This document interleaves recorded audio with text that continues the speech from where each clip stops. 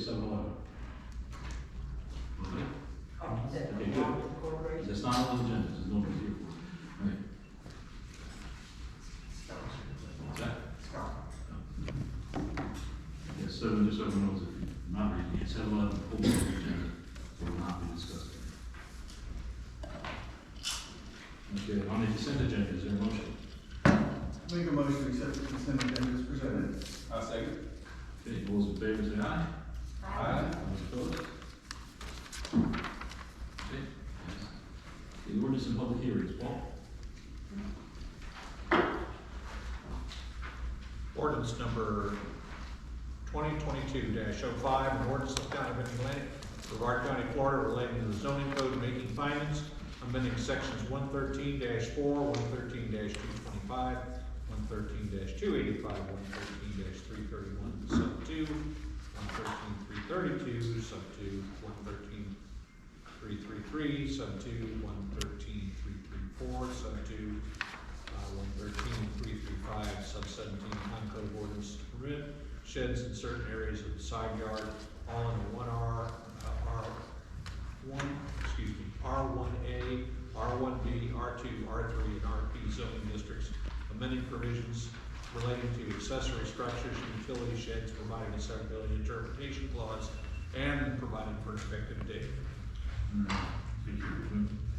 Mike, can we give us a summary of it? Yeah, basically it would allow, better defines what an accessory building is and what a shed is. It would allow up to 2 structures per residence and allow also to have something on the side yard as long as it meets the setbacks of 4 feet. And I know a couple of the council people expressed interest if it was required a fence. At this time it's worded without there's not a fence required, but I know there might be some concerns with some council people. Okay. Do we have a motion on this? I'll make the motion, to, approve ordinance 2022-05, some amendments. Is there a second? I will second. Okay, discussion. Yeah, that was, like Mr. Casey said, that was my first thought was, if we're gonna have them in the side yard, I think we might wanna have the requiring a fence included in it, just because they're behind the house right now, you don't see it from the street, but when you move it right next to your house, then you're gonna see it right from the street, so I think having a visual barrier would be my preference. You can have the back and still see the side, I know where it is, right? Yeah, but it's Do you want much to- more visible, it's right there. Do you want to leave it up as zoning planning to decide? Or you want to change the, Well, I mean, I don't know that I would vote against it if it didn't have it, but it's certainly my concern. so Just if through- it gets the zoning planning, you just tell them, Well, I share the same concern. you do? Yeah, I think it's a good idea to have a fence. And it's, you know, we have a height limit on the shed in here of 6 feet 4 inches.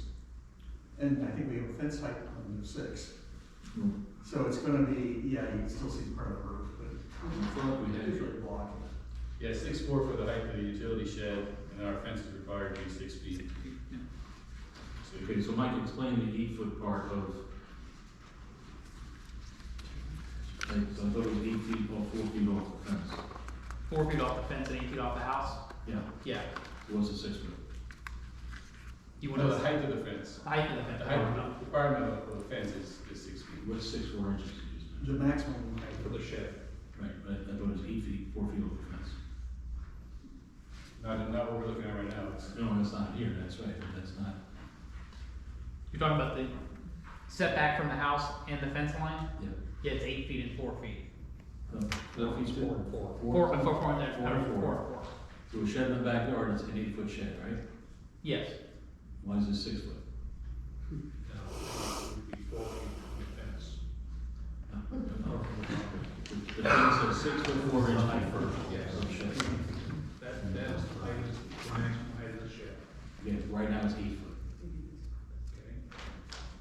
Do we want to leave it at 8 feet? Yeah, why are we lowering it? Just this is a draft for Yeah, your no, no, discussion. no. So right now it's 4 feet off the property line, 8 feet high. So this should be the same. Okay. We'll save the height cases for the motion. We're doing only what, you said this last meeting, we were only what permission one shed allowed? There's one shed and one auxiliary structure. It's not, the code isn't clear. What's not changing is the setback of the fence, right, that remains the same. Yeah, and the only other thought I had was, while we're doing this, right now, there is no height for the accessory building. I don't know if you want to consider that as well. You know, you can have somebody build a, I think that we're talking about two different things. The shed's just a shed to put your tools and your lawnmower and stuff, whereas the accessory building could be a separate garage or whatever, so you may not want to worry too much about that. And this was my separate garage. Yeah. Well, again, why don't we let zoning plan look at it? Mayor, if I could bring one issue to your attention, and that is, this may be inadvertently opening the door for, number of variance requests from people. Right. Because you're gonna allow in side yard, a shed that has to be set back, 4 feet from the property line, and now a fence. And it has to be set back 4 feet, from the principal structure. And, most people don't have, huge side yards. And so what's gonna happen is to put a shed in a side yard, then they're gonna come in and say, oh, well, we wanna have a setback variance, from the property line, or we can't do 4 feet, we can do, 6 inches or something. And then we'll get a variance. Yeah, then, well, it'll be a board of adjustment, but the only reason I'm saying, bring this to your attention is just to point out that there is the possibility that this could open the door for various people needing to come in and request variances. Okay. What else? You want to make a motion, a modification, motion, even though it's zoning planning? I would like to see a fence. So it's a modify, okay. I want to modify my motion to include the shed, utility shed must be behind a 6-foot tall fence. If it's on the side. If it's on the side. And I shed, It's gotta be 8 foot. it's got 8 foot, it's over. Yeah, I mean, I don't see why much of the point in lowering it. I mean, Right. So the motion modifies to allow the additional shed in the side yard with, with the 8-foot shed height. well, 8 foot shed that needs to be fixed across the board, and then if it's on the side yard requires a fence. Correct. You second that? I would second that. Got that, Rebecca? Anyone else? Other comment? Yes, I have something to say. John Maselli, 128th Ave. So Paul, I'm sure you're hoping for some variances since you get roughly $425 of the $500 variance application fee. And I'm just curious if the mayor's illegal shed is going to be held accountable to these codes. The one that he lied under oath. You got to stop your 3 minutes. So, we'd like to see fairness in this town. The code enforcement meeting for his shed was completely unfair and biased and ridiculous. Why can he have a shed on the fence and I can't? I'm the only person who's ever in the history of Indialantic been forced to remove a shed.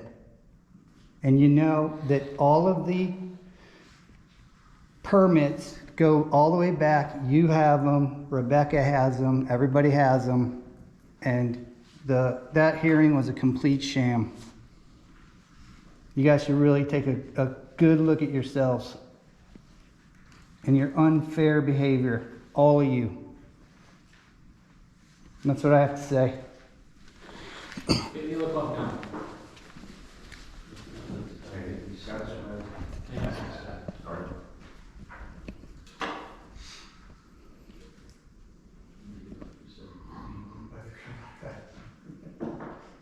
Technology. Are you going to retired? It's evil. Yes. It'd be easy to build in a reset button on that. Yeah. Oh, wait, understand, yeah. Scott Smith, 321 7th Avenue. Does the code define exactly what the size is of a shed? I asked only because my son has started to collect small dirt bikes. So if that includes a little thing that folds over a dirt bike like that, I don't want to have to put up a fence just to have that in my side yard. So I think, you know, it would have something to do with the size of the unit as to whether or not that's defined as a legitimate large structure that needs an, because a fence is expensive now, right? Yeah, it needs to be considered. Yeah, so if you're asking somebody that wants a shed to put something in to just throw up a fence, now you're talking $2 or $3 grand today. And then next week it'll be 4 or 5, and then won't be able to get the wood for 10 years, the plastic won't be, that's all. Yeah, I mean, that's also part of what defines the shed. I think that's also the zoning plan where I look at this, you know, 2x2, 6 foot tall things inside a house. Yeah, I thought we were going on the assumption these were gonna be kind of permanent structures, just like accessory building would be, where they would be in the ground, not like your Rubbermaid, you know, thing you can put together with a wrench and slap in your backyard, but, you know, I guess I also wouldn't like to see a bunch of those just sitting out either, so. Again, Mike, it goes to zoning plan, and I'm gonna make a recommendation. Yes?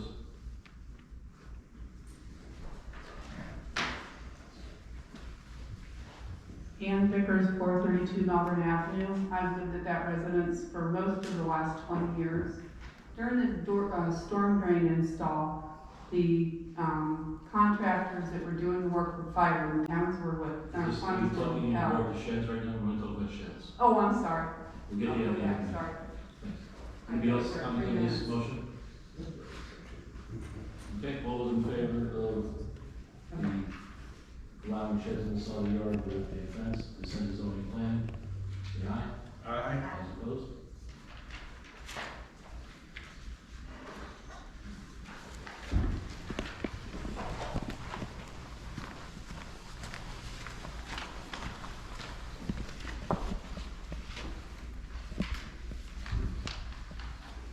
Okay, unfinished business, authorize the purchase of fire engines from Sleuth Corporation to replace the Pierce engine fire truck, $581 grand, using reserve funds and ARPA funds. Is there a motion?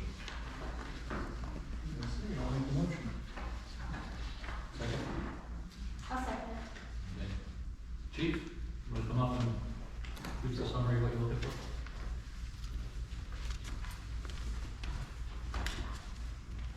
Thank you, Mr. Mayor, members of council, Paul Plan, Fire Chief for Town of Indialantic. About 6 years ago, in conversation with then Town Manager Christian Hall, he discussed the replacement of engine 57, which is now 23 years old.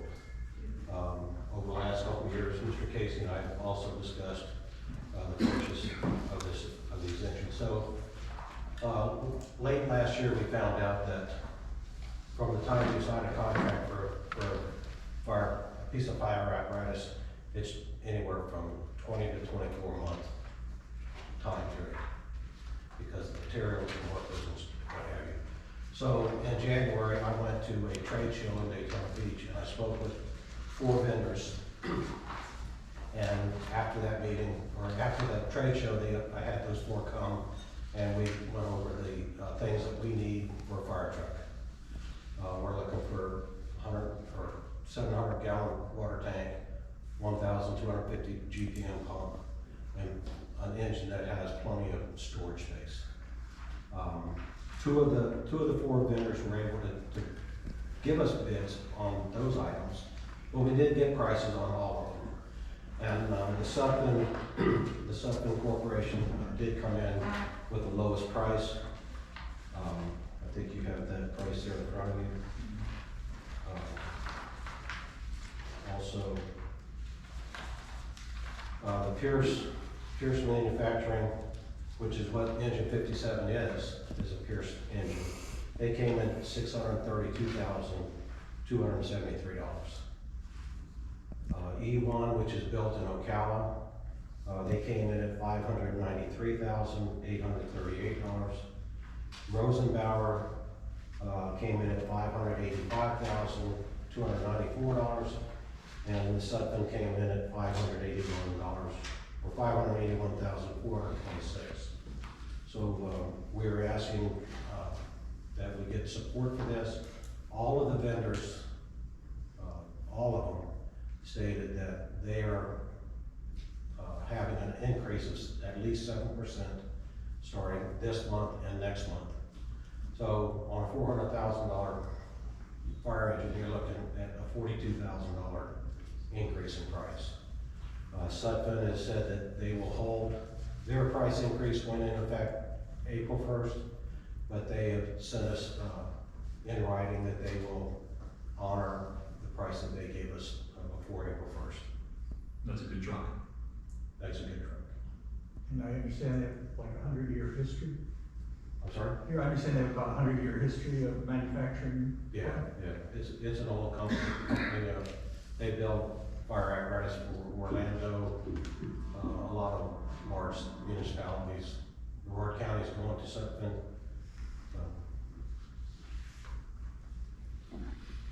So the truck now, what's the life expectancy left on it without major expense? Well, that truck now is 10 years old. So, in another 10 to 12 years, that truck is going to be, needing to be replaced. Now, whether we buy a ladder truck at that time or not, that's gonna be up to the council and the town manager. The needs have changed quite a bit from when we bought that truck. But this isn't the replace the ladder truck, This is just a plain fire engine, to replace the other one. replace the old. Right, so I said the old one. Yes, So how old was that? that was 23 years old now. And what's the life expectancy lesson? Isn't there's a life, there's a testing you have to go through, right? That you have to stay certified on that truck? Yes. So the life expectancy is anywhere from 20 to 25 years. Every year we're required to do a pump test. That engine failed the pump test just last week, within about 5 minutes of beginning the test, because the primer pump locked up. And without the primer pump, you cannot pull water from a static source, and that's what's required in the pump test.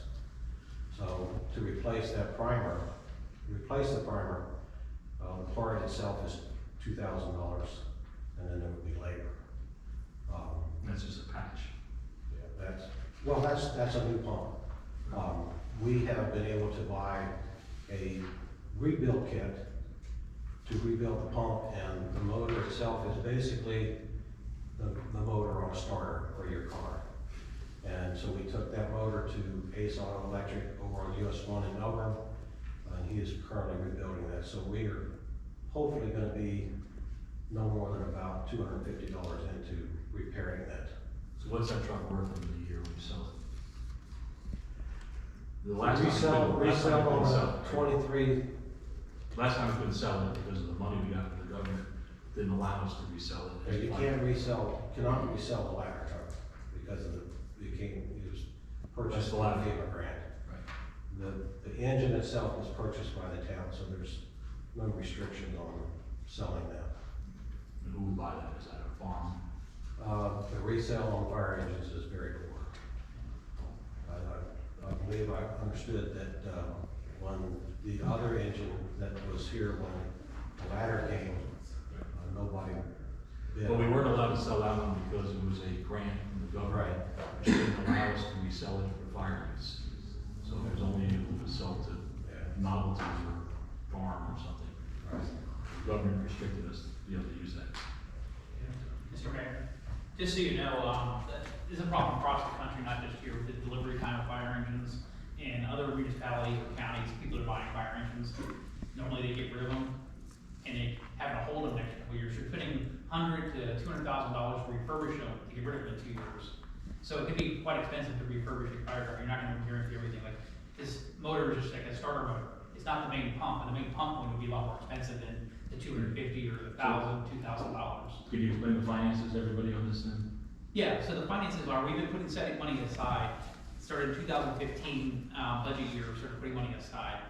And we've been saving, and when I took over 3 years ago, it was about 190-something thousand. But when you say you're putting aside, you're putting In in reserve. reserve For the fire purpose of the fire truck. And so, in the last 2 years, when we've had money, we've done a resolution and we've added money to the reserves. We had $400,000 last year. I told the fire to pay, we got the $400,000 there. Before the prices shot up, but we've seen everything else. And then the time to build it now is 18 to 24 months, more on the 24-month side.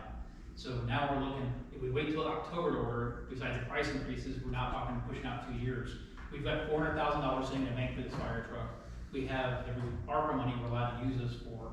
That's why we're asking for the $181,426.09 to supplement the original $400,000 accounts to the side and save planning this fire. So the money we're using that we've saved for 7 years in planning for this, plus the ARPA funds pays for the truck.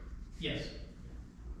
So we're not gonna have anything new in the budget year coming up to buy this or go back and, it's not gonna affect taxes or. Great. You guys have a question for Chief? Yeah, I mean, it seems like in your opinion, that this is not something we should wait on and keep repairing. No, that engine is becoming more and more in disrepair every year. It also sounds like if it takes 2 years to build it, now's the time to get going on it.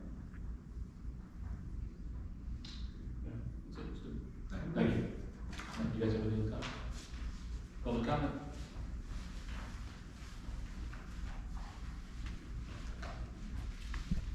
Al Chang, 225 Wayne Avenue. I brought this up last year when I ran for mayor about the transparency in the budget. I reviewed the budget for the last 5 years. And I failed to see where he's saying the money saved for that fire engine. It looks more like a slush fund that whatever this council decides to spend on, that money goes to. Where is it earmarked in the budget for the fire truck? Show me. Prove it to me.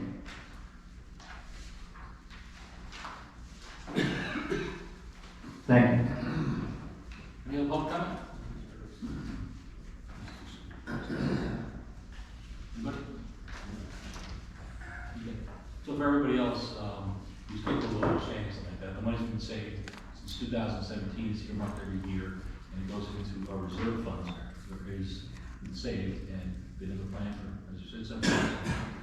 There's no slush fund, if someone alludes to not, the ability not to understand something doesn't make something a slush fund.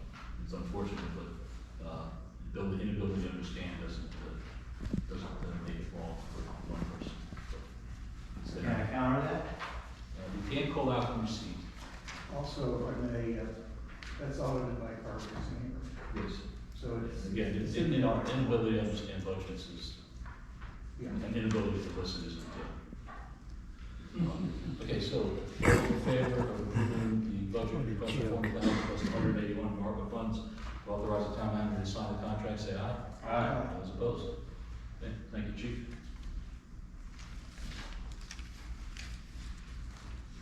Okay, authorize the letter of the interested town, City of Indialantic, Indian Harbor Beach, in support of research and partnership to construct interlocal public safety training center. Mike?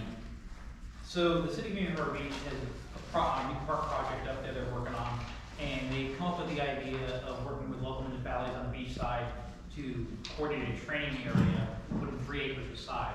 Not been approved yet or anything. They're asking for letters of support to put the 3, that at least acquire and hold on to the 3 acres. And they believe that they can get grant money to fund this. And myself and the fire chief have spoken about this. I mean, if it came to costing without grants, our portion to build it would be, what, $341,000. I wouldn't support that, because we can do a lot of training. Right now, our fire department has to leave here, go to training in Palm Bay, pay them to train down there, and cost overtime personnel, or in Melbourne, they can't do a live burn, and a fire chief can address some of this. But I would like support to write a letter just supporting that we're interested in the possibility with grant money to fund that beachside training facility to hold 3 acres, and just writing a letter to New York Beach to support Satellite Beach and Norman Beach already have done that. I think the fire chief can probably address some things too. Well, the NFPA, the National Fire Administration, and ISO requires each firefighter to obtain 18 hours of training on a approved training ground. And they define an approved training ground as at least 2 acres, which has a tower at least two stories high. So in order to do that, we have to go to either Melbourne, which we can't flow any water there because of ground contamination there, or we have to go to Palm Bay at the Eastern Florida State College. The Eastern Florida State College is quite expensive. To do a live burn session there, we're looking at $1,900 for each day that we do that. If we just went to their facility and just used the area that they have designated, it's $200 a day. And then, there's personnel costs, because we can't just go there at any time. We have to schedule times to be there. So who else wants to partner with Indian Harbor? Is there other- Satellite Beach, Indian Harbor, Yellow Beach, and us. We've worked on several projects together. The beach side of COVID shots, all 4 departments came together and did that. We did a grant for laundry equipment to wash the bunker gear, because now we're required to wash all of our firefighting ensemble at least twice a year. And it takes a special type of machine to wash that gear. So we all came together. We were successful in getting a grant, and the machines are at Melbourne Beach because they had the space to put it. So we can just go down there, launder our gear, and then. So the 4 municipalities are going to support the investigation. The other Come back and report. And we're not, this will not tie us. We won't be obligated to anything. No, this is just going to come up with Just saying proposals. that, yeah, we're just saying that, we support, the study to look into this. Okay, good. And they may not even get those 3 acres obtained by the citizens, Thank you. Mr. Mayor, there would also be a public safety for the police worker too, was brought up in there. All right, so just a motion on this? I'll make a motion to approve staff to continue discussions with Indian Harbor Beach, Melbourne Beach, and Satellite Beach. Authorize the town manager to send a letter to the city of Indian Harbor Beach expressing interest in investigating the possibility of a partnership to construct an interlocal public safety training center for shared use. Any longer? Is there a second? I'll second. Any more discussion, questions from the chief? Thank you, Chief. Public comment? Is there a hand back there? 225 Wayne Avenue, still me. The chief mentioned ground contamination. Do we really want that on beachside? Second thing is the airbase, we'll be building a new development down there in Satellite Beach. It's taken years to clear out all that chemical residue in the soil at millions of dollars. I support the investigation of this, but I don't want any money from my taxpayer money going to this thing when there are other facilities throughout the state that can handle those type of contamination issues. Why do we want to bring it beachside? That's ridiculous. Thank you. Anyone else have public comment? Okay, all those in favor of supporting the study to move forward, say aye. Aye. All those opposed? Thank you. Thank you, Chief.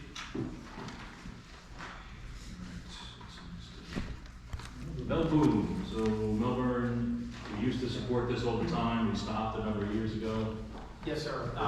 They told us what they're asking for? I was contacted by, So, but they, just so everyone understands, the Melbourne 4th of July fireworks, they go off every year. Melbourne, we used to fund that every year. $200. 200? Or 500? And we stopped funding it at some point, a while ago, actually. So, they're asking us if we can contribute again, so, go ahead, Mike. So, yeah, back, we did look at until 2008, and in 2008, 2009, when everything crashed, we had a really tight budget, so we had to, cut things and stuff. That was one of the first things that cut. I think even the city of Melbourne at the time cut that stuff and got sponsorship. Well, I was approached from them, the person who runs the program with the rec department, saying, hey, you get used to contribute, I think, would you all be interested? And I told them I'd bring it before you, they were asking for a contribution, and I gave you, there's some options, they have like a popper sponsorship, a sparkler sponsorship, which is one's 100, 250, a bottle rocket sponsorship 500, or a firecracker 1,000, and it goes all the way up to 5,000. I'm not saying we're donating $5,000, but I'm told my bring it to you all to see if you all wish to donate. You just get a line item in our budget, we can find some money somewhere. They didn't have a suggestion of what they were looking for. Well, I think they want as much as we could. Come on, Sam. So you try to talk about the fireworks and having things, I stay away from fireworks. I worked 2 years in the police department with fireworks. I don't even like to deal with them over there. Well, if we do this, do we really want to be a sponsor or just donate because our residents enjoy it? We can donate, but it would still make, they put our name on as a sponsor of it. It could be a sparkler. Yeah. I'll look for a motion. We have a discussion first if we want to do that. I was just gonna point out that in, 2008-9, when there was economic trouble, I would say that we're not in a better position, not that it's petty money, but at the same time, with inflation and everything right now, I wouldn't say that we're in good time. Not saying we shouldn't, just making an observation. Well, I made the motion to approve, $500, towards it. So are you making a motion? Yeah. Okay. Is there a second on that motion? I will second that. Okay, let's go back to discussion again. Yeah, Let's go back to Julie. Okay, yeah. Yeah, I mean, I'm not gonna stand in the way of it. Just let it happen. Do we know, I know it's exciting, do we know what everyone else, who else is donating, what other municipalities? I can find out, I don't know exactly. I know it's, they have a private businesses doing, 500. There's not really as many municipalities affecting Melbourne fireworks. We're really like one, Palm Bay's doing fireworks, Satellite Beach and stuff, they're so far away. We're really the one that's kind of up to them. So I don't think there's other municipalities. I know there's other foundations or organizations giving money. I ask you a question, Chief, put you on the spot. Do you have any idea how many of our residents go out to the riverfront and on the bridge? Thousands. Thousands, right? Easily. Yeah, that's kind of what I'm thinking, is it's a nice display, it's great for everyone to go out, hang out on the bridge and watch it, and make it a little bit better, makes sense to me. Stu? I agree, it's fine, plus, the church usually has an event that day, Yeah. some music, it's just a nice day. You guys are gonna be out there in the past, trying to get donations in? Well, we were not asking for donations, but we'll be out there. You guys used to sell ice cream and stuff and then get donations. Yeah, it's been quite a few years since. We've been doing that now. I'm curious what you guys will think. Comments from you guys? Or maybe just, let's do this, sit down, you're not recognized. You say public comment? I said, You're sit not. down, sit down, you're not recognized. Just a show of hands, who would support $500? Majority of residents. Okay, does anyone wish to come up and speak?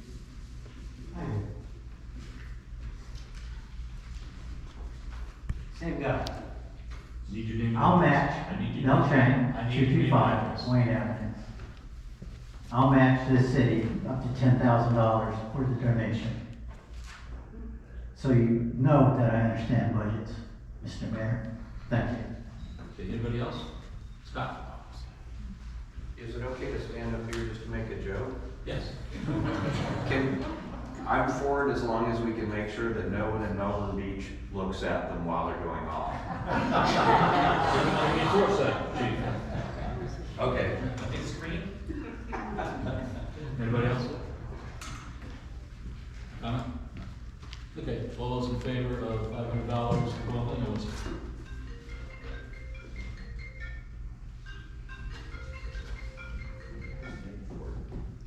Yeah. It's a bottle. Okay, all those in favor of the $500 to support the fireworks, say aye. Aye. Those opposed? Thank you.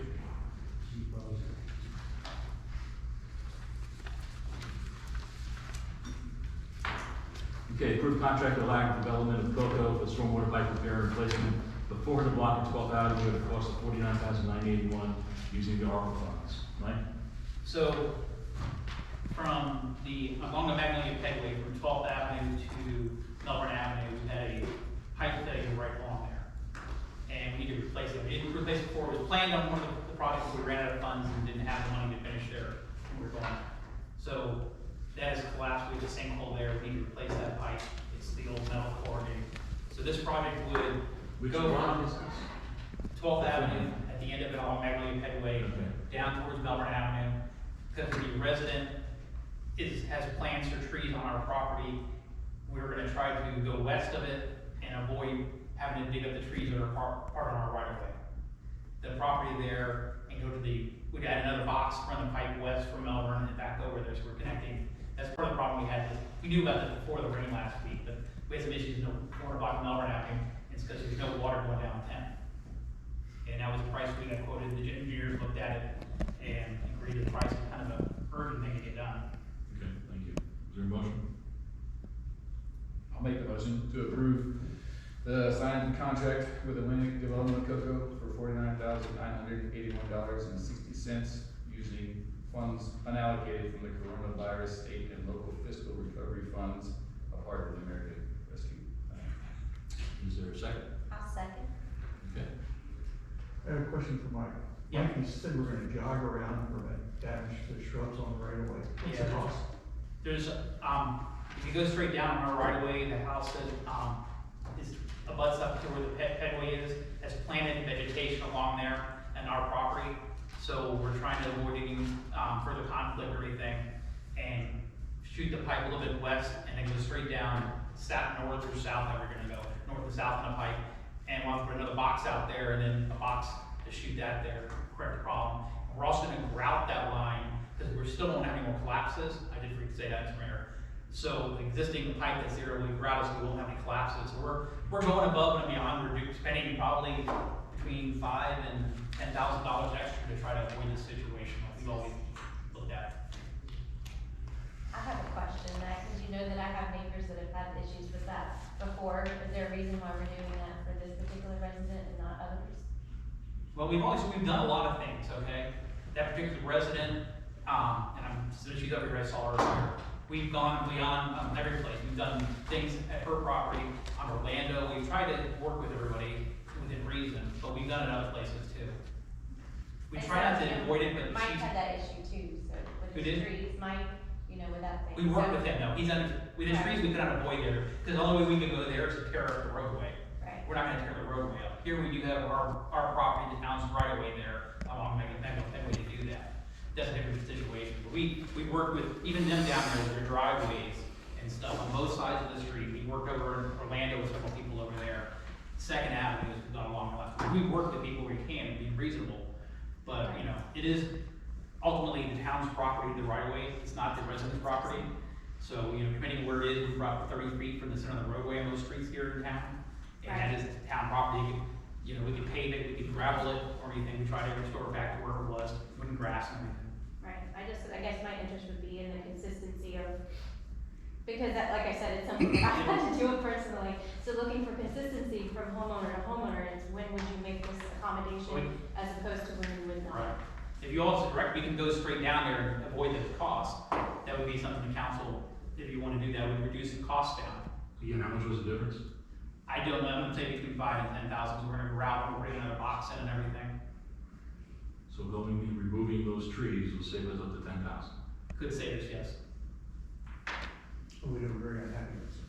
But, like I said, I mean, you guys haven't maybe not had to deal with this, but I have on my end had at least two neighbors that have had issues with it. So maybe you can share your thoughts of it. It's just because you're trying to defend the town, but it needs to be consistent in my opinion, and not, okay, well, we're gonna go around and then we're gonna have to dig them up and lose. So Mike does as much as he can within reason. I mean, I don't know if we've ever spent that much money. We spent some money on some driveways where we had issues and stuff. Replacing the pipes and Yeah. actually doing more there, it's a lot. You know, it is a town property. It's all up to you all which way you wanna go, but we try to work with people. Some other cities, like, we go and repay, put pavers back down. For, you're living in Harbor Beach, we take your paver driveway, if it's in the right of way, they just go concrete down. It's a lot cheaper. It's straight concrete. So we try to work with everybody, but it's up to you all how to do it. It is an extra cost. Describe the location of the trees one more time. They are on the right of way. You go, Very south part of the. yeah, on the south part, towards Melbourne Avenue. I think. It starts on the Right side. by Melbourne, Ave. Yeah, it's in the drawing, you can see where the trees are, it's hard to tell from this one.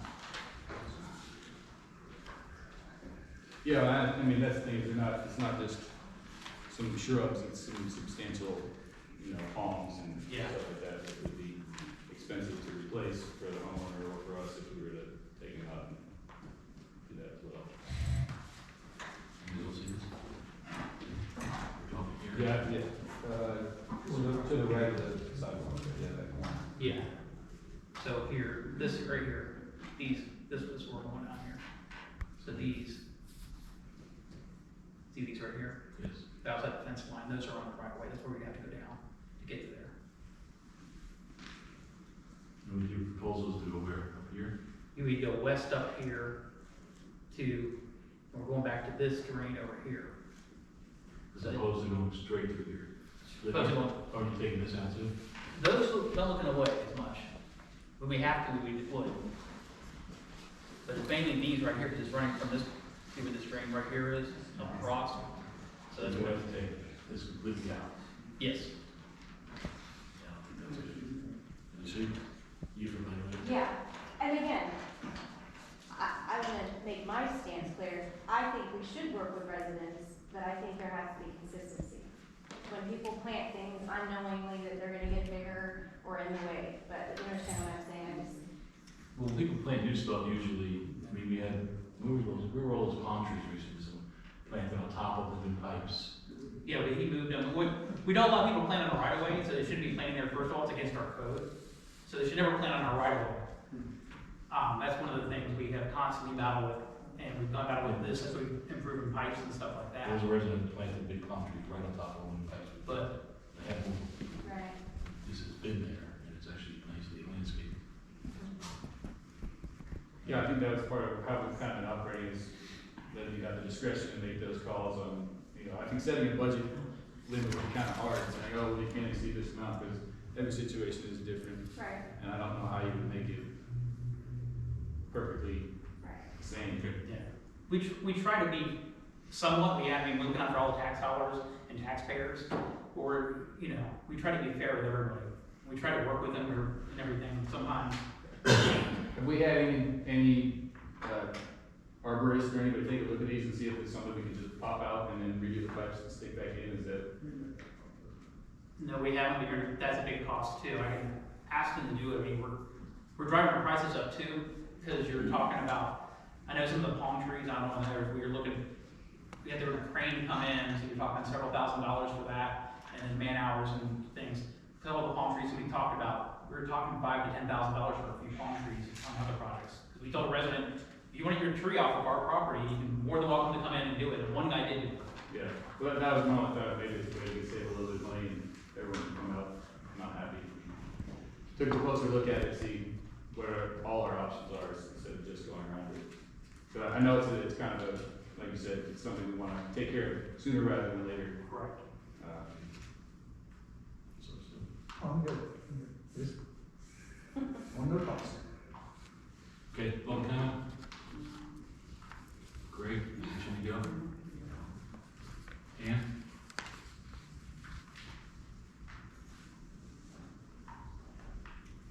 Ann, you wanna go? Yeah.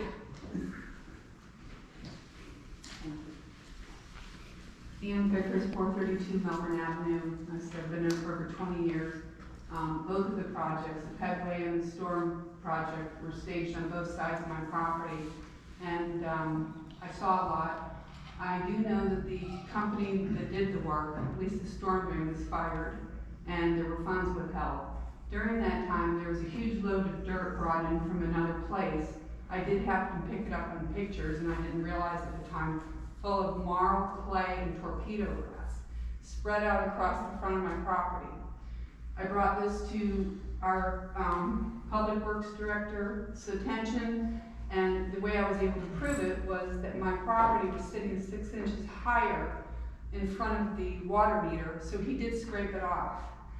Then we, I know you've had issues with so, that. but okay, I'll leave it to anyhow, you. I would like to request a private meeting with a group of people with Mr. Casey, because my emails and my phone calls have been ignored. Well, you can't have a private meeting with us, it's illegal. It is? Yes. Okay. Well, this is about one of your employees that has So if you have an sent me issue, some inappropriate Okay, so messages let's- and let's- called me so inappropriately. let's say one, if you have an issue with a particular employee, you can certainly set a meeting up with Mike. I'd like to do and that. I will attend. Okay, and I'd like to keep that And if you want private. other people, they can attend privately with you, but Okay. you're welcome to do But that. I've had estimates to return my easement. By the way, I was one of the only people on my street that didn't have trees and bushes planted on the public right of So way. let's, But what if my trees were removed? so right now we're talking about spending additional money to keep your trees. No, that's not what I asked for. I didn't want have your any trees trees on, no. I want my easement, the whole Okay, we're not front of my gonna- property let's- is let's- covered in okay. torpedo Let's grass, hold that discussion for when we clay have, and let's, marl. let's hold that discussion when we have a meeting with Mike, right? I know he's been working on that. So the discussion tonight is whether we remove your plants or we spend the extra money What to plants go. are you talking about? And- I have no plans to be removed. Now, if you're talking about on the other side of my property, Yes, it coming is. down the road, I do expect that and I understand. That's what we're talking about now. That's, oh, okay, I apologize then. That's what we're talking about. Okay, Do you you said- object to us spending additional I'm not, money? that's future, I Do don't you need. object to us spending additional money to keep your plants nice? Actually, those plants they can be, it's my wind block to my whole fence. Okay, And do it's you gonna want be- them removed or not? No, Okay, because that's all I it's, wanna know. no, okay, but the problems I have that were left because of the work that were done, I have So 3 let's estimates discuss for 4,500. Let's discuss that. Okay, in on the the- next, yeah, okay. we're just trying to I'm discuss- sorry. We're just trying to discuss, no, that's fine, we're just trying to discuss whether the other plants are removed or we go around them to keep what we have. Okay, yes, all right. We wanna keep them. It's honestly, If you don't I haven't care. thought about that for this right now. I'm still trying to Okay. deal with the mess that was left in my Okay, so front the yard. current situation is, do you want them to stay or you want them removed? I don't know, I need to think about that. You may But want right to now, do- what I've been through over the last year and a half and the lack of attention Okay, and so- response by our city officials, So, when can you give us an answer? Because if you don't want the plants, we're certainly happy to remove I them. would like to leave them there for now because what I've been through, right now I'm not prepared So to you put don't another want to wind remove, block you there. don't so want I- to remove, you don't want to think about it, you want to keep them. I want to keep them like Okay, you. thank you. All right, thanks. Okay. Now that that's cleared up. Anyone else? Sir. I'm not sure this fits with your thing, but I'm Pete Kohler, I own the property at 430, Name and address. Pete Kohler, 435 12th Avenue. I live at the end of the street. My son found the broken pipe at the end of the street. I've lived on that property for over 40 years. It's flooded twice. You guys have done amazing work trying to take care of the water that comes. The problems that have cropped up is where the drains are higher than where the water comes from. The other day we had 4 inches of rain in 4 hours or something. The water came all the way up my driveway, not 1 drop of water went in the drain, because the drains are higher than even the road. There was that much water in the road, none of it got to the drains. Is this the new drains? The new The drainage. new drains north of you? Yep, there's an old drain that's lower, but the water never got over there either. So, So what I asked for the people who were doing it was, could you please figure out that my front doorway or the floor in my house is higher than some of those drains over there? And I've never got an answer for that. So one other point is both times it's flooded, both times my house flooded, the majority of the water came from Melbourne Avenue. There was like a foot of water that came from Melbourne Avenue all the way over to 12th Avenue. It came right through my yard and into my house. So I've been wanting to make sure that you guys took care of the flooding that happens on Melbourne Avenue. Because where does the water from Melbourne Avenue go? Right now, I think it's supposed to go west, right? And what it's doing is, it's piling up on Melbourne Avenue and it's coming back over on 12th Avenue. I'd just like to make sure you guys spent a lot of money putting all those you know, doing the bike path and doing all that, and I'm just not sure it's working. And I'd like somebody to show me that. So the engineer Scott, right, and you'll address this, Mike, so he's coming back out to look it over. Yeah, he come back and look at it. And part of the problem, and I know we spoke before, his yard, his house is actually, because when it was built, is below the grade of the street even. It's kind of like, it's a low house compared to what everything built around it It today. wasn't when we built it. You guys keep repaving the street. I know. Now, the drains he's talking about aren't new drains we put in, they're drains after we flooded that last time, it was 2014. Yes. No, 12. Yeah, that was kind of cool, okay. Yeah, so they did put drains in. I do admit they're a little high, and that's something I will talk to them about, bringing the drain down. We put the pipe at the end of, when we do our project amendment, we put some heavyweight things in there. So we did that pipe and tried to help them. Another thing, we went above, that wasn't part of the project, but with his concerns, we put a pipe that run it into one of the swale areas. Right. This is Mike, And the swale areas were dry during that storm. Your son Mike? Your son's Mike? Yes. Okay, now you're listening, okay. You got it? Yes. All right, thank you. I mean, we could almost, at the end of there, and I could talk to Joe. Yeah, so, We could almost lower that area, kind of go into the swale a little bit more. I'd like that. because the giant swell was put there, and so I was out in the rain, because It's a great swale. The water's not going in. But I see the drains are high, and optically it looks high, but I assume it's low, right? You guys even put a swale in my front yard, which fills up immediately. Yeah. After they flooded, they flooded Let's out. let's kind of look at it. Okay. Thank you. Thank you. Anybody else? Lawrence Strand, 120 Ormond Drive. We talked about a few years ago a hydrology study, and that's the ability, and many of you are familiar with this tool, which is to evaluate how well it works under different conditions. It's a methodical study. We've had the engineers here that we contract with that are able to do that. That's something that I've repeatedly, and I believe others have asked for funding. You all have actually heard this before. This is the type of thing it addresses because you can do models. And by the way, once it's created, you're then able to reuse that model as you make modifications as a tool that the town could use to continually look at the type of rainfalls and the type of modifications. I'm concerned that we've done some very good repairs. We've stepped up as the residents to fund this bond. And I'd like to see the hydrology study because it could address this gentleman's issue and potentially other issues. And we also, according to our town manager, that we've had some ability to have some funding for that, possibly with the funds that came down. We had the pleasure of talking about that. I'd like the council to seriously think about that because that's a tool you all could put into place to proactively address some of these things. Or if this comes up, you could ask for the model to be run to address that area. So I hope you consider that. Thank you. Anybody else? Mr. Mayor, can I say something about that? Sure. On the hydraulic study, it is a grant we've been granted from the state for resiliency. It had changed and went from a smaller project to a little bit bigger, but they're funding it, and it's just waiting for the governor to sign it in the budget and everything. So they moved it from the original grant we had approved last year to another grant that we're going to approve, and I'm just waiting on the budget now. So it's in the same budget site signature group right now. Yes. So. Anybody else? Can I say one more time, talk one more time? Yes.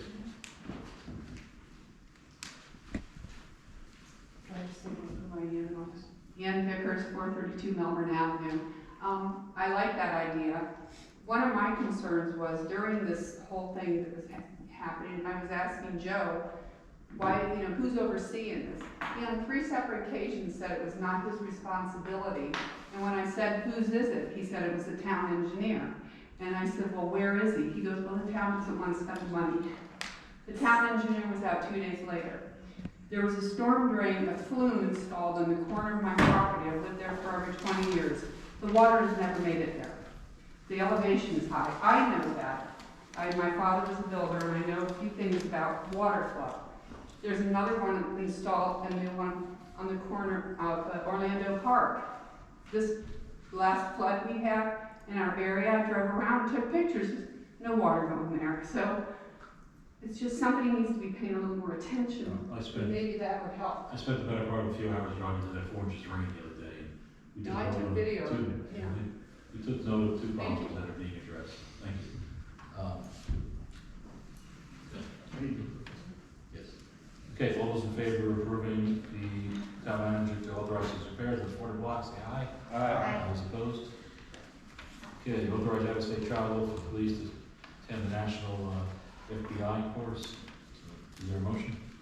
I will make the motion. For a second? I'll second. For those who don't know, our chief was one of 50, is that right? In the country selected for this course, which is pretty prestigious. We congratulate him.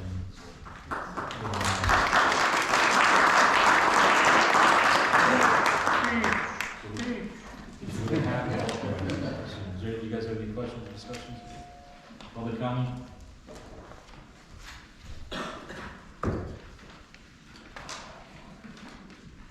Al Chang, 225 Wayne Avenue.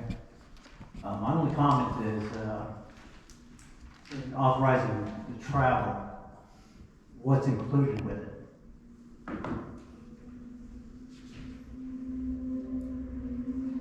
Per diem, travel expense, what's included with it? Because my friends at the FBI that I train with tell me that this course is 100% paid for by the FBI. So I'm hoping that nobody in this town, especially the chief, is gonna waste taxpayer money calling his family up there to have a good time on our taxpayer money. Thank you. Is there Disney World included in your trip, Mike? Mr. Mayor, this is fully funded by them, but our code requires authorization when we travel out of I state. understand. Yeah, lack of understanding. Okay, all those in favor approving travel for the chief, say aye. Aye. Those opposed? Okay, advisory committee, okay, so this is mine, I asked this to be put on, so 10 years ago or so, there was a town center committee. You guys recall, you were in here. Yeah, that is the town center committee. It was originally, yeah. Okay, so what did you think? I think it was one that came together. So, there was a group of citizens that got together to look at what could create a town center. Like, there was this concept of a town center, closing Fifth Avenue and all kinds of stuff, and they produced a report, and very little was acted upon. There wasn't a lot of support for it. It probably wasn't organized as best as it could have been back then. But I spent some time talking to a couple of residents, and there's an interest to do this again, at least on my part. So I put on here to create an advisory committee, which we would define, another kind of objective, what this would be. There's at least 2 residents I want to put on there that would be looking at some experience they've had working with downtown Melbourne, downtown O'Galley, to go just put some concepts together, put some businesses on it, and come up, so there's a lot of it that is the business owner's responsibility, but there's a lot of lack of interest on their part to beautify their own building, unfortunately. But there's also an element of which we have, and most of the stuff people complain about, the plantings and all that stuff, that fits the businesses. But there needs to be an element of the town supporting it. So I'd like to have you guys support this, put this, basically authorize the town manager to put on the agenda for next month, does it be an ordinance, Mike, is that what you're looking for? Resolution, to establish this, and then we would look for volunteers, or, I'm thinking 7 people, we would break it up between businesses and residents who we would approve, and then give them a high-level objective, but let them come up and involve what they think, based on their experience, on what could be done to help not only the value of the businesses and involvement, some police officers dedicated, Parish, okay, that is a community officer, so he would be involved, hopefully, like authorize it, to go put something together and debrief this several times, and maybe it's a 6-month group, and then see what happens in 6 months, and if it goes well, then there's an action committee after that. So what I'm looking for is, I'll make the motion that we establish an advisory committee for the Fifth Avenue Business District Improvement, authorize a resolution to be created next month. I'll draft up a little agenda for you, or a goal. So is this a group to kind of, for lack of a better term, police the businesses to kind of encourage them? Or is it more of like a direction to get a plan for what we want Fifth Avenue to look like? I It's Or- let them decide, right? So it's not to, we're redoing the roads, right? We've got money to redo the roads, we're redoing the median. There's another business coming in, and there's some really old businesses in there and buildings that are just crappy, right? And they, one in particular has some terrible little renters in there, and it's all code, but maybe there's some incentives that the other businesses can offer to have them sell their property, who knows, but, I heard some pretty interesting stuff, I'll say for them, but they blended this in downtown Galley. There's one particular person very knowledgeable on it, and let them come up and tell us what they think. Is there a second? Further discussion? Ms. Kennedy, Oh, yeah, what the proposal? Just one question, would there be a requirement for them to be town residents? Town residents or business owner in town. Yes, a business owner, not property owner, but business. business owner. Well, property owner makes you part of it too. You can be a property owner, but business owner. Like property owner is considered town anyway. I think Mr. Mayor, if you have a property, especially businesses or the businesses themselves, that would help out, maybe besides the Definitely the residents. business owner. So the property owner may own the lot, but the business owners, those aren't, part of those guys are the problem, right? There's business owners here that really do nothing to help their businesses. So the businesses where I'm looking at. Is it something like, I notice a lot of the businesses in town, or the landlords that own the building, is there never a requirement for like excessive mold on the building or paint that just, like maintenance? Is that anything the town can put in place to require that they If maintain? they do, there is code for their lights. There is a code, and recently had it inspected, we found like one building that we could actually be in violation. Problem is, you've got some of these buildings that are owned for 40 years, and I was appalled when I just found out recently at some different meetings, that they're making the business owner, not the property owner, repair air conditioners and stuff like that and do other things. They don't wanna dump any money, they're just taking money out, and they've owned it for 40 or 50 years. Because we raise our standards as a town, like raise the threshold on what they. Something they would look at and consider that, they wanted to raise the standards and what it is. You've got business owners go back to the property owners and begging them to help fix the building, and they just don't care. They Yeah. can't find it. And sometimes, like, there's grant money right from the state, like, that Jason might be able to help us get to do But like a the phase. town isn't gonna spend our money on the business things, right? Yeah. You don't get grants to modify property. But that committee person that you're talking about in downtown Auburn, she probably can encourage them to. Encourage them to do so, Yes, right? yes. We don't get grants from the government to repair private property. And Right. they also used the vehicle, downtown Melbourne, Galley called it, community redevelopment. Well, this is not, the downtown Melbourne was a CRA, the Galley did it, so this is, I don't Exactly, think, but that's out of play right now. So. yeah, it's not an option, we talked about that, yeah, it's, yeah. Anything else? Public comment? Scott I Smith, have one reading. 321 Seventh Avenue. I hate this idea, only because I was very involved with the last time we did this. The only way to make Fifth Avenue better for businesses, which, by the way, all business owners would want. So, you obviously, if you put business owners on this task force, then you obviously need to put residential owners on this also evenly, because all the business owners are gonna want this. Some of the residences will also maybe, and therefore it becomes kind of a one-sided thing. Fifth Avenue is Fifth Avenue. You can't change what it is. All you can do is reorient where the traffic goes. That would be to Fourth Avenue over here. That's not what we're talking about. Well, you're talking about the redevelopment of Fifth We're Avenue? not talking about redevelopment. Okay, well, the group that was, As I said, 10 years ago, the group came up with some far-fetched ideas. Which included closing Fifth Avenue, Okay. redirecting all the traffic through the neighborhoods. correct. We went nowhere.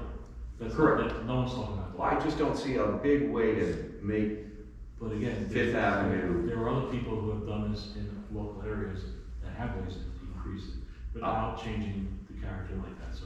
Okay. What we're asking for is, again, we're advisory, come back and give us a report of what they think opportunities are. I would love to be on that board of advisors. Anyone else? I volunteer. I don't know if I want you, Scott. I'll keep making jokes. Okay, I know who you don't want on here. Okay, all those in favor of drafting up the ordinance, for Fifth Avenue, improvement resolution, say aye. Aye. Those opposed? Okay. All right, public comments. Anyone have comments, something not on the agenda tonight? Let me just start. I'm sure some of you folks are here for 7-Eleven.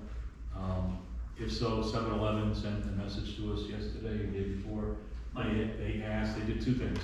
They asked a few weeks ago to put on the agenda for us to consider changing their C1 zoning, to change the allowable uses in the C1, and that's what we were going to discuss tonight. They asked us yesterday or the day before, they asked the town manager, actually to the attorney, to pull it off the agenda, so we canceled that tonight. In the same week, they also put in a request to go to zoning and planning to change the zoning from C1 to commercial. And that is, as of now, still on, it didn't make the agenda for this month, so if they choose to leave it on there, it'll be on in May. Zoning and planning may, Mr. Mayor. The application was turned in, and we have till tomorrow to advertise. We have our planner reviewing It's not gonna happen. It can't happen. We have 30 days of staff time to So- review things. So right now, there's nothing in April. When 7-Eleven or whoever the corporation is comes back, they will then ask whatever they're gonna ask for. We have no idea, but I would assume that they're gonna come back down the same path and either be in the May or June meeting. They got extensions on their business contracts to extend their timeline to buy the property, and they're taking more time on their part to do some studies or something. So we have no idea what they're doing. We haven't seen that information, but right now it's not being discussed. So that's all up to them, and we're waiting on them. And they asked to move it, we'll move it. So anything else something not on the agenda tonight? Sure. Good evening, my name is John Newton. I live at 1217 South Riverside Drive. This is my first city council meeting since my boys were younger, going through Boy Scouts and earning citizenship in the community merit badge. So I just want to make some observations that I have in my first meeting, paying attention to the whole agenda. In the course of my business, I go to lots of city council meetings, lots of county commission meetings, state meetings, and so forth. One thing I just noticed tonight while sitting here reading the agenda is that you guys don't have an overhead visual presentation like a PowerPoint or anything like that. We do, there's a screen up there actually, Yeah. when we do Like, for example, tonight you had a first reading of an ordinance, but you didn't actually have the printed version of the ordinance to read. And then also later on you talked about showing the visual, you were looking at something on your computer about this pedway and where the trees were. You guys were looking at something, but we never got to see any of that. It would be nice to have a visual that everybody can see what you see, and we could have the verbatim of what an ordinance might be while it's being read for the first time. Because it wasn't actually read, it was discussed, but what's on this printed out sheet is the ordinance itself. I just suggest that you guys try to figure out a way to incorporate that in your meetings and make things a lot more understandable from the average person that shows up once in a while. That's about it. Yeah, we do, Mr. Mayor, but we have. there's copies of the ordinance on the full desk over there. Well, there's one full Yeah. agenda packet. Well, we do have the ability to project and bring TVs out when it's deemed necessary, but that was not planned to put that out there. Point well taken. Anybody else? I haven't gotten up yet tonight, so 321 7th Avenue. Relative to the work that they're gonna do here on Fifth Avenue, since we have water problems already, I just wonder if anybody's really, I still don't see the redesign being based on safety, because I don't think we've had any real safety issues on Fifth Avenue. So I fail to see how lowering the speed limit is gonna be helpful in any way. I don't understand why we want a light on one of our cross streets on Fifth Avenue. I can't see how that's gonna make traffic work better to get through Indialantic. I can see how it would slow it down because it would go stop. But if it's always green, like it is kind of right now, people can just go. I can see the light being there for kids to go across. I've always thought that was a great idea for the morning guard to be able to operate it. But other than that, I don't see a real reason for a light there. The other thing I thought of is if they're really raising, and I understand we've talked about this, but if they're raising the level of the pavement at certain points, if we already have rain problems and flooding problems, I just wonder if that isn't gonna stop water from going down Fifth Avenue, maybe before the gutters themselves, you know, or have a big piece of concrete in them. Where's the water gonna go? Is it gonna hit the drain in that case? Is it gonna be, I'm just real sad that they're gonna come in and redo something to break something that's not really broken right now, and the side effect will be something worse than what we have right now.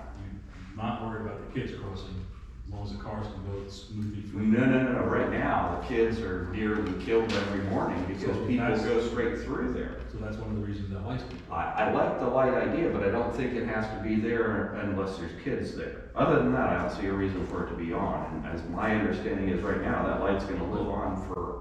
We haven't, they have not told us the activation process. Well, I think that's super critical.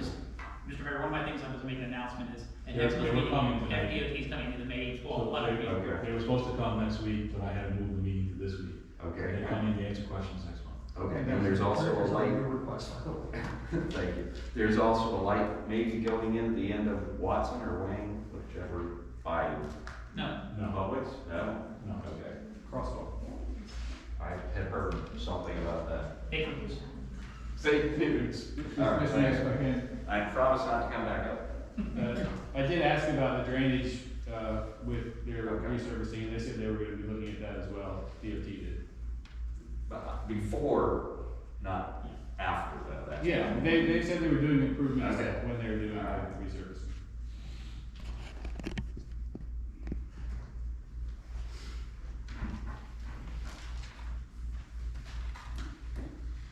Lauren Goldfarb, 320 Deland Avenue. Just two quick things. One is that it'd be great, I like what John Newton just brought up. We are probably the least modern council when it comes to presentation at our meetings. I've kind of in passing talked to the town manager about this, but we don't do any live webcasting. There's no live transcription for people who are hearing impaired. You guys don't speak directly into the microphone. It's hard to hear in the audience. I mean, and I'm kind of young, maybe middle age, and I have a hard time hearing. So I really think you ought to put some dollars into that. It's not a lot of money. You know, haven't using the projector, we have it. I think we should be using it if we're going to display things. I think that's all. I would look into modernizing. Look at what Melbourne does. Look at what the other adjacent municipalities do. So that's one thing. The other is that since we're talking about roadways, one spot that I think is becoming kind of dangerous because of the Publix is the two roads, and I forget at the moment. I get confused. The road names north. Yeah, where they converge. Yeah. Right before the Publix. One has a stop sign, one doesn't. The problem is the angle is so tight that you have to really crane your neck to see if anyone's coming. I think it's quite dangerous. Most people don't have side view cameras yet. We all have the rear, but we don't necessarily have the side view cameras. So I think maybe a parabolic mirror or something that can be put up there in the middle so that drivers who have the stop sign, they can look up and see if there's a car coming in another direction without having to crane their neck. Some of us can't turn our necks, that well. So anyway, probably a pretty inexpensive solution. Okay, anyone else?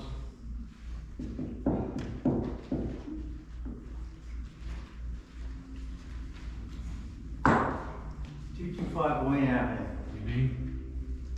Mel Chang. So, tell me about bribery. Hang on, we'll get to that in a minute. Let's talk about anti-Semitism. Excuse me. It's defined as hostility toward or discrimination against Jews as a religion or radical group. It's a misnomer though, since it implies discrimination against all Semites. Arabs and other people are also added with Semites, yet they are not targets of anti-discrimination. I am not anti-Semitic. Again, I say I'm not anti-Semitic. Berkman has continually accused me of anti-Semitic rants. Stop right there. Let the record note, I'm stopping the timer for a moment. We have a decorum ordinance which you're breaking. Stay on track. No, I'll read it to you. That all comments will not use obscene language, not use slanderous comments, personal attacks, no personal attacks, and will not be using pertinent language during the council proceedings. Carry on. Warning one. Okay. A council member has accused me of anti-Semitism through the years. He accused me of being a Jew hater in October of 2020. He accused me of anti-Semitism from October 2020 till now. He signs his official title as Mayor, Jew. Again, there were no personal attacks here. It's not a personal attack. Business. Stay on track. Warning number two. Okay. Do not violate my constitutional rights. Warning number one. Me quoting a council member is not an attack. Am I correct? Me quoting a council member is not an attack. Is this council telling me it is?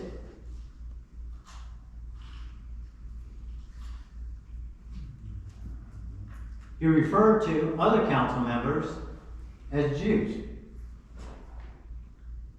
And a former deputy mayor as Jew Goldfarb. Again, three warnings. There are no personal attacks here. Those are your These words. are statements from Berkman's email. There are no, you have to get up. and I'm speak. using public record as a reference.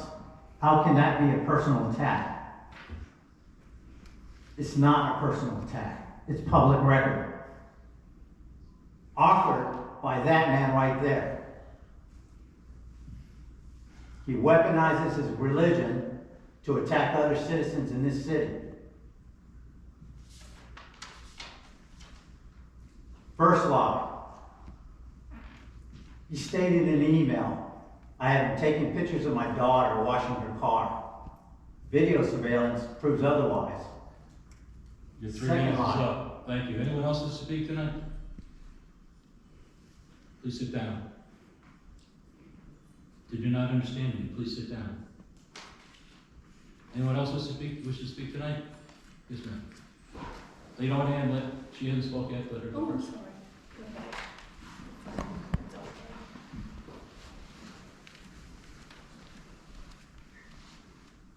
Patsy Oliphant, 305 North Riverside Drive. I'm disappointed that 7-Eleven did not show up tonight. I feel like they are attempting to railroad our community, bypassing the citizens. The first meeting we had with them was all them. It was all what they had to say. Okay? And now that citizens have had time to think about it, they don't show up and say they're going to planning and zoning. I have major concerns about them putting a gas station in our neighborhood. From a very good reference, I'm told there's two things that lower property values. One is a cemetery, the other is a gas station.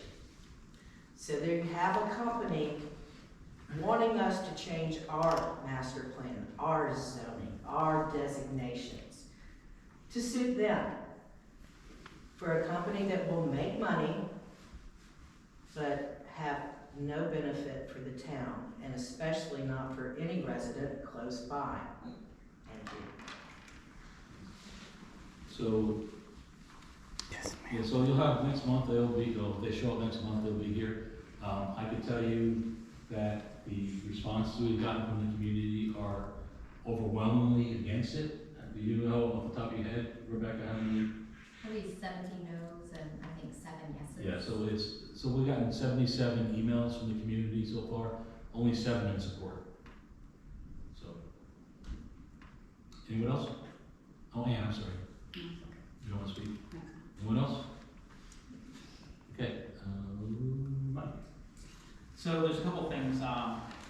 First of all, we've been talking about security issues, that's why we've installed cameras around the last few years, police department and stuff, and taking other security measures that's not kind of public and things, just for other reasons. But with some recent concerns and stuff, we'd like to upgrade in here a little bit and add some security for like metal detectors and things. It is a violation of Florida law for carrying under 790 carrying type of weapons here.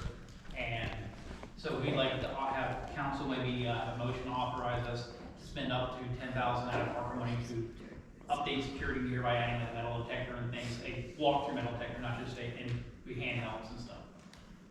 Because it's exempt from, like, Melbourne does it, the county does it, and everything else. So he's asking for a motion to authorize him to use up to $10,000 of the ARPA money to increase security for council chambers. Is there a motion? I'll make a motion. Is there a second? I will second that. Okay.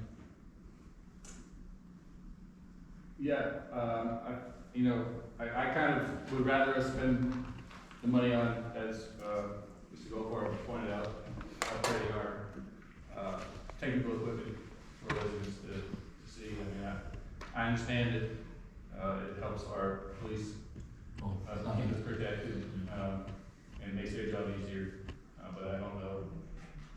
I mean, I know we have some sometimes unstable people coming here, but I'm not sure it's worth spending that kind of money, personally, is what I see. Let me get public comment on this. That's discretionary with the chair. Okay, so anyone else have comment before I take a vote? I'd just like to say that it would make me feel better. Okay, Snoop? I'm good. Okay, all those in favor of authorizing the $10,000 for town manager to go forth and work with the police chief, say aye. Aye. Those opposed? Aye. Anything else, Mike? Yes, two things. One is, reminder next month, anybody that's here, that we are having FDOT, like I said earlier, and we're having, Susan Hall, landscape architect for that. We have to make some final decisions and issues about plants and things that are available and with everything going on. But she'll be here for the presentation also. I know that was very contentious when we chose the plants. So she'll be here. And then the other thing is just, Mr. Goldfarb is addressing that. We know that, we've tried to update something like we have screens now, but part of the problem is, besides having the equipment to do it, we're gonna need more staff. Because it just takes people to run stuff and things. So that's one of the issues we have with technology here. It's myself and our former chief that maintain our IT stuff and things. So we're already. There's companies that actually offer that service that come in for, particular days, Yeah. so maybe that's something to look at. We can look at something down, funds down the road and things.